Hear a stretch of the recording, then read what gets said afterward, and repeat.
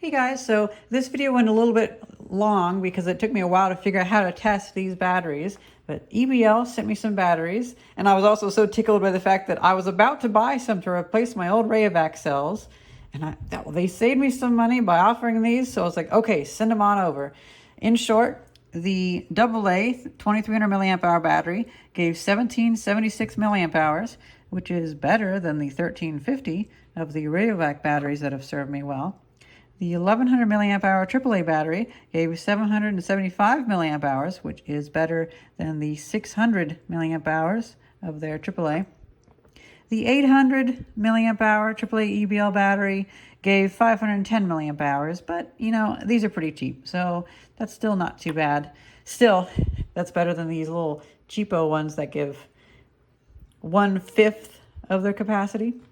So there's the information, because I spent a while having to retest this, and my video got a little bit chopped up because I threw away some footage because I had to redesign my testing method a few times, and also I spent the intro being so giddy that I didn't have to spend money. Like, I've been using these since 2019 and 2020, and I guess I've lost some or something, and I really only have like 3 left. And it was so like just in the nick of time. I had it on the grocery list to get these, and I was like, man, it's like $15 for batteries. I don't want to pay that money for that. And then we get this. So here's a video of when I first start to now, when I figure out a method to test it with the hardware that I have. I don't have the right hardware, but by ganging these up in parallel, I was able to get the 0.1 of an amp discharge to be just right. And so also the information is with the AA we tested with a 66 milliamp discharge, and the other ones we tested with a 25 milliamp discharge. Well, here's the video. So just a few weeks ago I had mentioned that I'm down to just 2 of my nice rechargeable AAA batteries, and my little cheapo ones just aren't cutting it. I had mentioned to you that I wanted to get some, didn't I? You did. And well, the other night I got an email from EBL wanting to sponsor us with batteries, and I said yes, and only afterwards did I realize, oh, I scored. I don't have to buy these now. So because that's like $12 of, I mean, this is more than $12, it's like $40 here, but that's like $12 save of Patreon money that instead of spending that on groceries, buying batteries and things, I can spend that money on antique chains or something. Why do I want chains? I don't know, but this is actually pretty exciting. And also, I've been avoiding using my metal detector because it just chews through 9-volt batteries. So I asked them for 2 9-volt batteries. You know, I got a little greedy, and I'm glad I did. And it came with stickers. I'm so excited. So I've been dealing with a lot of battery experiments lately, and this is perfectly on point. Let's kind of clean this up. That looks a lot better. All the sad batteries off to a corner, and all the dead flash drives and various detritus of the computer workbench. And now we have these new fancy brand new batteries that I didn't have to buy, but were pretty much the ones that I was going to buy.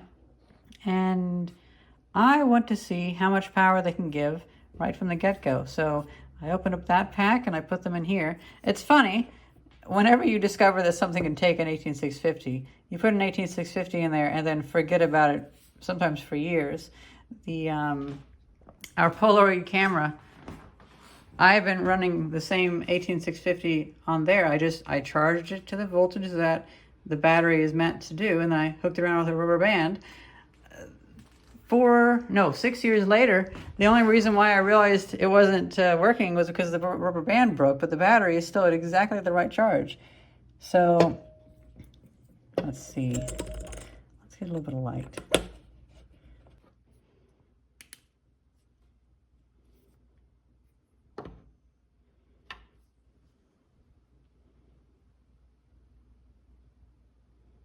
Let's let that go.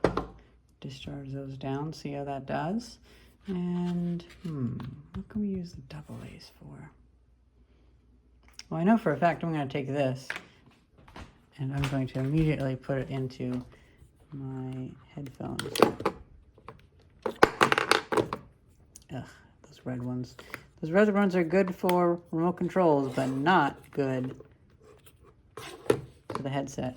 They just lose their power after a day or two. Had this going for an hour and a half, and it's still going pretty well. It's fading a little bit, but I think we should put these stickers down.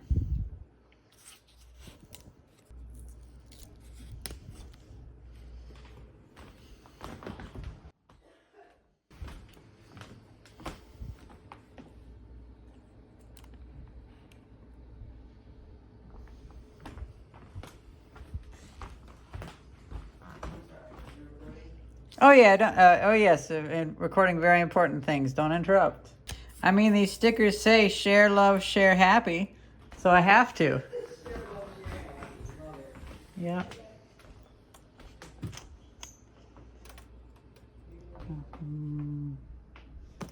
There we go. I crack myself up sometimes. I love stickers. So I think this is, judging by how much that dimmed, probably get about 4 hours of light out of it, which isn't bad. Although 4 hours of useful light. I'm gonna put the 18650s back in.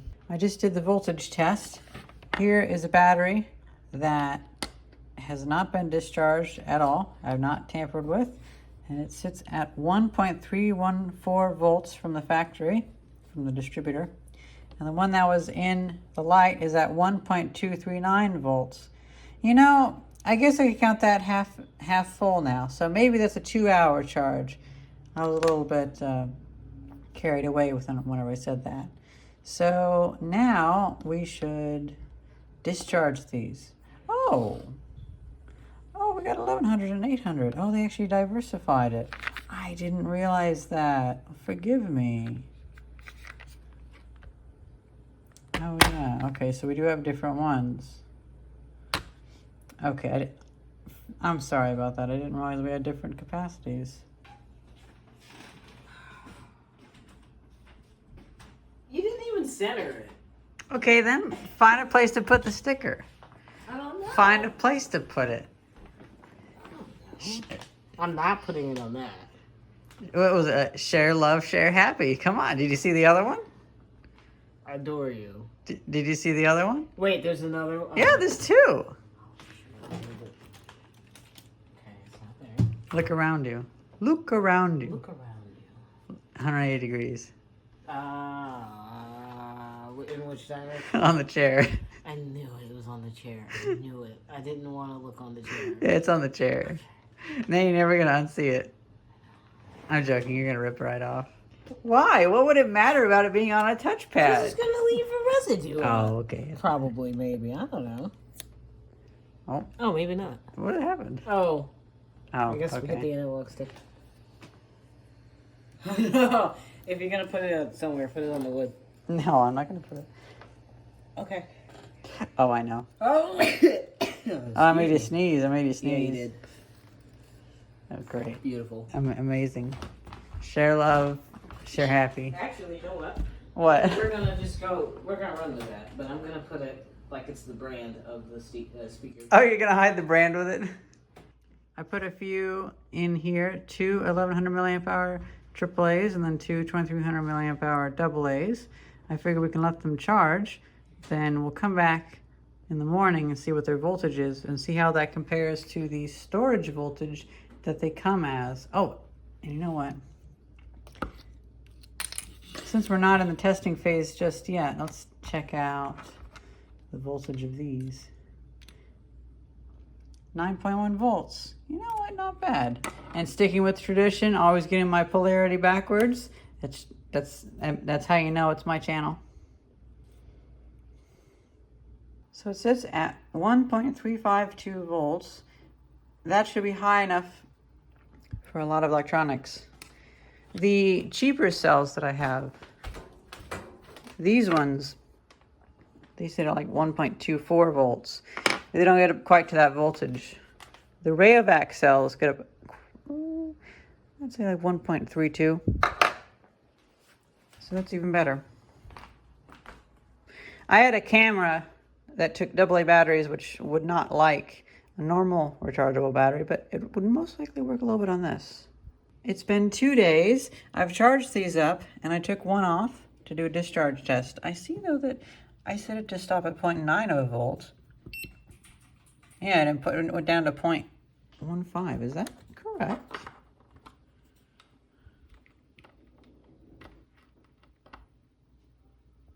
Why? So I just uncovered a big issue with my methodology of this test. First of all, I had it set to take 0.2 of an amp. Well, that's 200 milliamps. That's way more than these can give their current. And also, I was using this disassembled 18650 charger as a cell holder. Well, this takes 30 milliamps at all times. It just short circuits through the little circuit on there. So I was like, well, that messed up all my data, so that's just bad. Let's start over.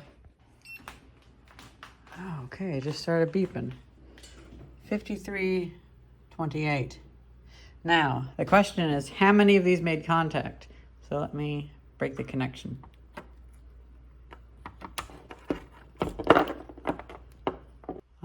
So only 3 of them made that connection. So we have 5328 divided by 3. One of them is still fully charged. That helps the math a little bit. So that gives us, with only being 3, that was taking a little bit more current than I wanted, 66 milliamps. And that gave us about 1,800 milliamp hours per battery, which, if I remember right, the cheapest ones, they say 3,000 milliamp hour. I think these gave around 300 or 400, like almost nothing.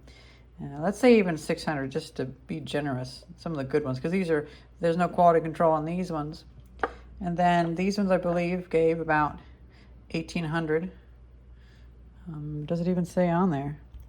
Oh, 1,350 milliamp hour. Wow, so I guess my knowledge is outdated. This is better than this. And now the other thing too is that the cheap cells, they sit at a lower voltage, like 1.24 volts. And a lot of things besides remote controls, they act like that's dead already because actually, I don't have any alkaline batteries up here. Oh, I guess I don't. Well, let's just imagine this is an alkaline battery. Usually an alkaline battery is 1.6 volts. And so you need to have a little bit higher voltage for certain things such as cameras to detect them. These ones sitting at 1.3 or even closer to 1.4 volts is really good. That's on par with the RAYOVAC cells that I've used for hundreds of cycles. So this is good. It's unfortunate that my testing method doesn't really work for this, but I mean, I'm just trying to get this out quick so I can have these home free, or whatever the term would be. Now, I've charged these once. Let's charge them again just to top them up, because how this charger works is it has 2 of them in series and it charges them with 3 volts. And there is a chance that one of them can be overcharged and one can be undercharged. Now, I'm going to try this method again, but at the end, we're going to check to see how many actually charged. Like in this instance, only 3 discharged. How many discharged. And then in the future, we can do like a whole round of testing whenever I get a method that takes a small amount of power, because this it takes too much power. And here's another thing too. You might want to say this is 1,900 milliamp hours, because this, whenever it pulls 0.1 of an amp, it's actually pulling 0.107 or 0.115 of an amp. So there's a little bit of a discrepancy. This isn't really good for super exact tiny measurements. I'll need your guys' help knowing what to get for that. But still, 1,800 milliamp hours is really good. And so far, forgive the mess, we've been going through all the things that I brought back from Illinois. The EBL cell that I've had in these Bose headphones now for 2 weeks have held their charge. Now, the cheap batteries that I got in bulk, they tend to go bad once a day or once every other day from heavy use. But it already seems like the EBL AAA batteries have more capacity than the RAYOVAC ones that I've come to rely upon. So this makes me really happy. I don't know how they really compare to Eneloop cells, but they seem pretty on par. Haven't had an Eneloop cell in a long time, and I only had one. But yeah, this seems like this is really good. Let's get those charged and then do the test again. But this time we'll go at 0.1 of an amp. Because even this took 2 days to do. These AAA batteries surprised me. They're actually at 1.426 volts. That's really good. And now let's connect them up.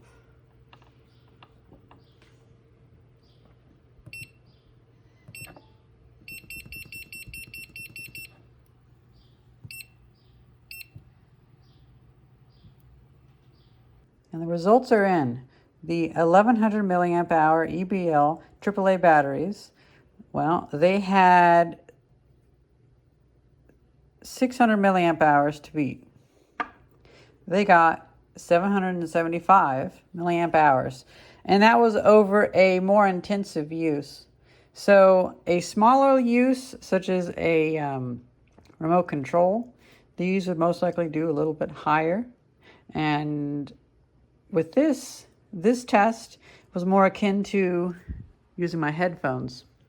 And the pair in my headphones, we've edited like 3 videos so far, and they haven't gone dead yet. So it's definitely holding up as good or better than the RAYOVAC batteries. And that's actually pretty respectable. With the whole milliamp hour inflation that we get, you know, like these say 1800 milliamp hours. Yeah, right. And so that's pretty respectable. Now, I wish that they could actually have the actual number on there, but, you know, everybody gets forced into having fake numbers. Even companies like Duracell, even Duracell is putting fake numbers on their batteries now because people will buy the other competitor's battery because it has just a little bit higher number, and that's it. And so everybody's done this. Like it's that collective loss of trust. I don't know what to call it. Now we have the 800 milliamp hour batteries. These ones were just taken out of their case, and they're charging up. And and these went down to 0.96 or so of a volt. At least they came back up to that. I actually didn't realize that this stopped at 2038. That doesn't seem right. So let's see, 2038. Let's start again.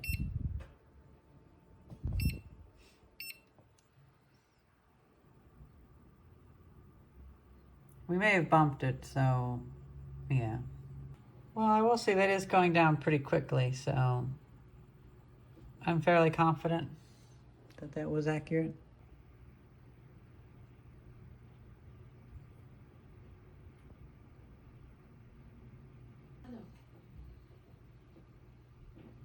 It's sitting at 0.908 volts forever.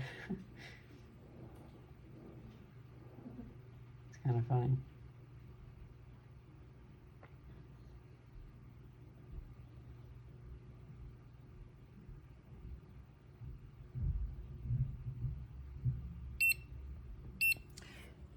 Yeah, so it's pretty much done. Now let's take this apart and see how many discharged. Okay, the results are in. All 4 discharged correctly.